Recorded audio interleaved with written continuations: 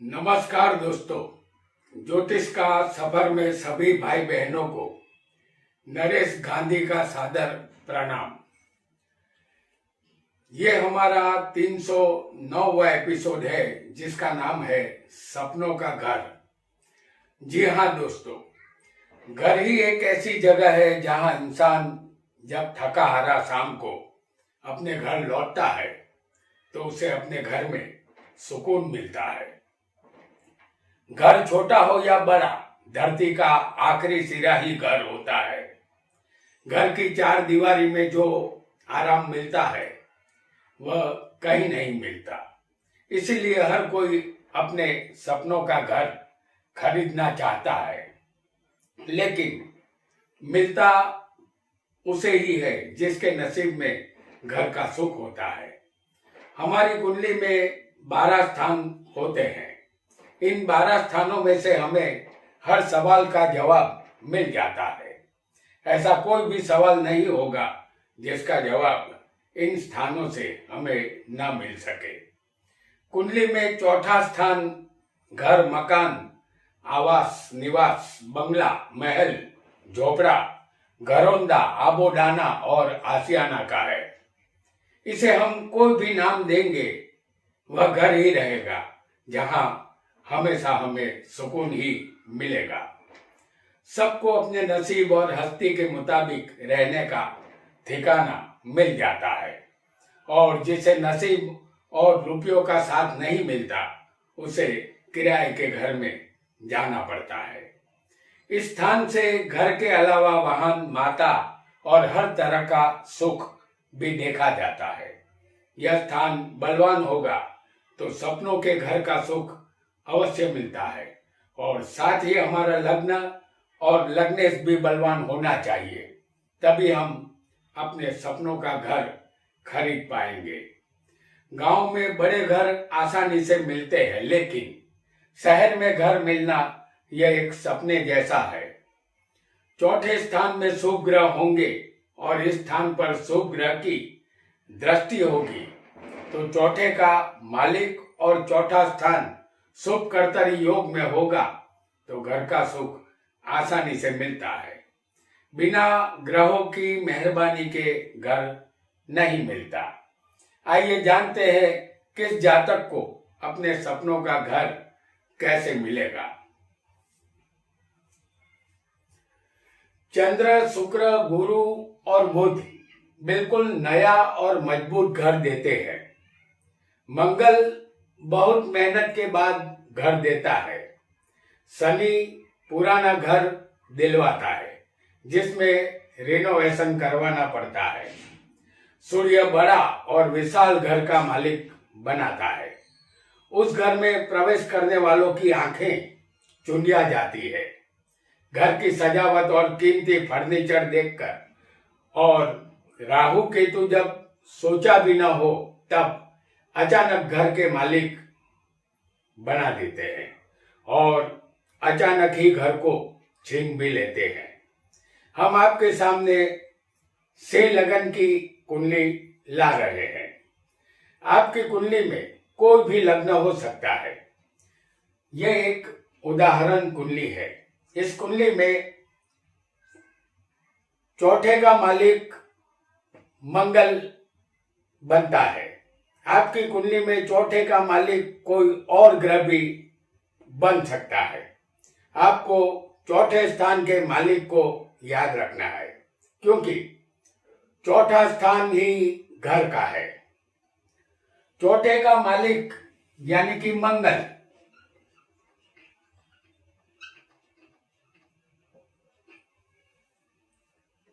लग्न में या लग्नेश के साथ होना चाहिए। यहां लग्नेश बनेंगे सूर्य, तो चौथा स्थान हमारे घर का है। इस स्थान का मालिक मंगल है जो लग्न में होगा, और लग्नेश सूर्य के साथ होगा। जैसे इस कुंडली में चौथे का मालिक मंगल है जो लग्न में मौजूद है, और लग्नेश सूर्य भी लग्न में ही मौजूद है। यहाँ लग्नेश और चतुर्थेश की युति लग्न में ही बन रही है। यदि ऐसा योग होगा तो जातक अपनी मेहनत और अपने बलबूते पर अपने सपनों का घर खरीदता है। आइए एक और योग को भी हम यहां समझेंगे। चौथे का मालिक और दूसरे स्थान का मालिक, जैसे चौथे का मालिक कौन है? मंगल, और दूसरे स्थान का मालिक जिसे धन का स्थान कहते हैं। तो चौथे का मालिक और दूसरे स्थान का मालिक दूसरे स्थान में एक साथ होना चाहिए। जैसे चौथे का मालिक मंगल है जो दूसरे होगा, और दूसरे स्थान का मालिक बुध है जो दूसरे ही मंगल के साथ युति बनाकर बैठा है। यदि ऐसा योग होगा तो जातक को पैतृक संपत्ति या जायदाद में से हिस्सा मिलता है और मिलने वाले धन से वह अपना सपनों का घर बनाता है। आइए एक और योग को भी जानते हैं। चौथे का मालिक, यदि चौथे का मालिक मंगल है और ये तीसरे के मालिक शुक्र के साथ होगा, यानी चौथे स्थान का मालिक मंगल है और तीसरे का मालिक शुक्र है। इन दोनों की युति इस कुंडली में चौथे के मालिक के साथ तीसरे स्थान में हो रही है। तो तीसरे के मालिक शुक्र के साथ मंगल की युति यहां बनी है। तीसरे मंगल खुद बैठा हुआ है। यदि ऐसा योग बनेगा तो जातक अपनी मेहनत और पराक्रम से या अपने भाई बहनों की मदद से अपना खुद का सपनों का घर खरीदता है। आइए एक और युति को भी यहां हम समझेंगे।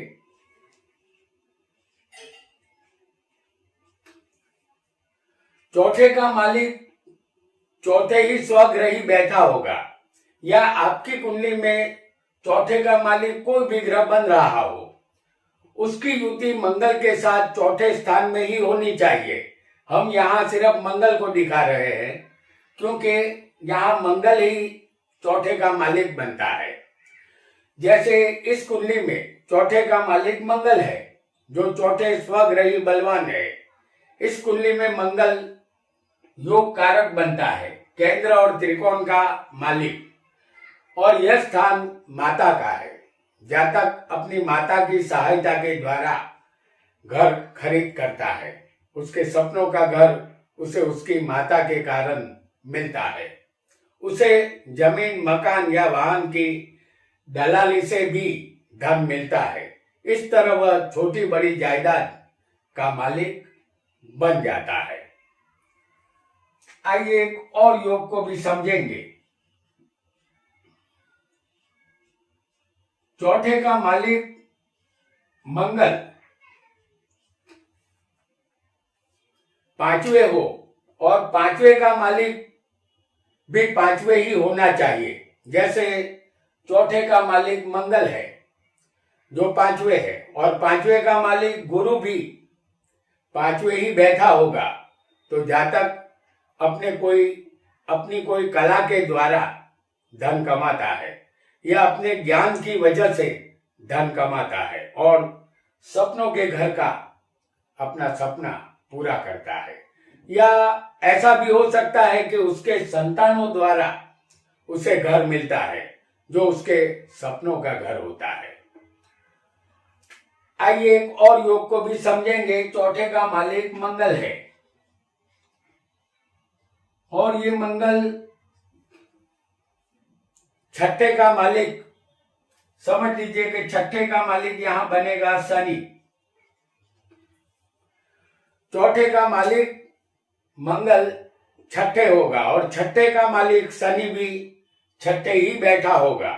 यदि ऐसा योग होगा तो यह स्थान कर्ज का है। यहां जातक अपने सपनों का घर कर्ज या बैंक का लोन लेकर अपना घर खरीदता है, उसे अपने मामा से भी सहाय मिलती है और वह घर का मालिक यहाँ बनता है। और यदि चौथे का मालिक मंगल किसी को सप्तम स्थान में बैठा हो, चौथे का मालिक मंगल सप्तम के मालिक के साथ, और ये दोनों सप्तम स्थान में ही होने चाहिए। जैसे चौथे का मालिक मंगल है और सप्तम का मालिक शनि है, जो सप्तम में ही दोनों युति बनाकर बैठे होंगे, तो जातक को व्यापार से लाभ मिलने के बाद उसे अपना नया घर मिलता है, या अपनी पत्नी के आ जाने के बाद उसके अच्छे दिन शुरू हो जाते हैं, यानी शादी के बाद उसे सपनों का घर खरीदने का योग बनता है। यदि चौथे का मालिक किसी को मंगल 8वें बैठा हो, इस कुंडली में चौथे का मालिक मंगल बन रहा है। आपकी कुंडली में चौथे का मालिक कोई भी ग्रह बन सकता है, उसे 8वें के मालिक के साथ होना चाहिए। जैसे चौथे का मालिक मंगल है और 8वें का मालिक है गुरु, तो इस कुंडली में चौथे का मालिक मंगल है और 8वें का मालिक गुरु 8वें ही युति बनाकर ये दोनों बैठे हैं। यदि ऐसा योग होगा तो जातक को गुप्त संबंधों की बदौलत या गुप्त विद्या में महारत हासिल होने की वजह से या उसकी गुप्त बचत के कारण उसे सपनों का घर मिलता है, या किसी के मृत्यु के बाद कोई दूर का रिश्तेदार अपना घर विल वसीयत में जातक के नाम छोड़ जाता है और उसे अपने सपनों का घर मिल जाता है। यदि चौथे का मालिक मंगल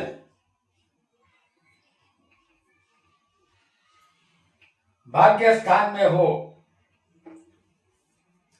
आपकी कुंडली में चौथे का मालिक के साथ कोई भी ग्रह 9 में होना चाहिए युति बनाकर। इस कुंडली में मंगल ही बनता है चौथे का मालिक, तो चौथे का मालिक 9वें के मालिक दोनों की युति होनी चाहिए। इस कुंडली में चौथे का मालिक और 9वें का मालिक एक ही ग्रह बनता है मंगल। आपकी कुंडली में चौथे का और 9वें का मालिक अलग अलग हो सकते हैं। जैसे इस कुंडली में चौथे के मालिक मंगल है जो 9वें बलवान, और इस कुंडली में मंगल योग कारक भी बनते हैं। घर के और भाग्य के दोनों के मालिक यहाँ मंगल बनते हैं। यदि ऐसा योग होगा तो जातक परदेश से रुपया कमाता है, टूर्स ट्रेवलर्स जैसे धार्मिक यात्रा का आयोजन करके रुपया कमाता है और अपना घर खरीदता है, या अपने साले साहब और साली के साथ सहकार से वह अपने सपनों का घर का मालिक बन जाता है। चौथे का मालिक मंगल यदि 10वें स्थान में हो, 10वें के मालिक के साथ उनकी युति हो, और ये युति 10वें स्थान में ही होनी चाहिए। जैसे चौथे का मालिक मंगल और 10वें का मालिक शुक्र, तो ये दोनों की युति शुक्र और मंगल की 10वें स्थान में ही है और ये दोनों एक साथ बैठे हैं। यदि ऐसा योग होगा तो जातक को अपने पिता के द्वारा सपनों का घर मिलता है, या वह अपने स्वकर्म और मेहनत से घर प्राप्त करता है। यदि चौथे का मालिक मंगल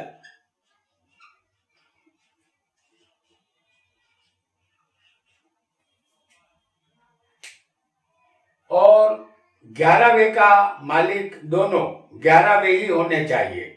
जैसे चौथे का मालिक मंगल है और 11वें का मालिक बुध है, यह दोनों 11वें होंगे तो जातक को अपने यार दोस्तों की मदद से घर की प्राप्ति होती है, या जातक को अपने ससुराल से ससुर की तरफ से सपनों का घर मिलता है। और किसी को मंगल चौथे का मालिक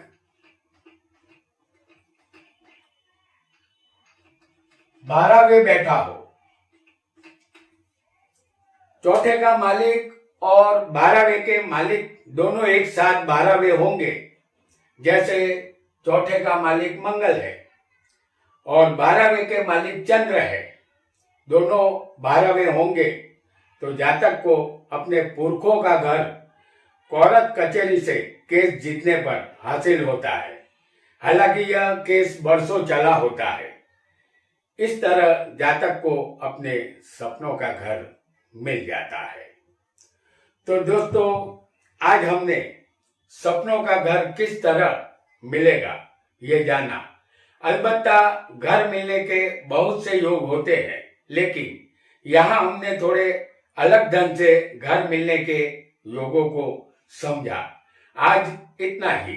आपका बहुत बहुत धन्यवाद।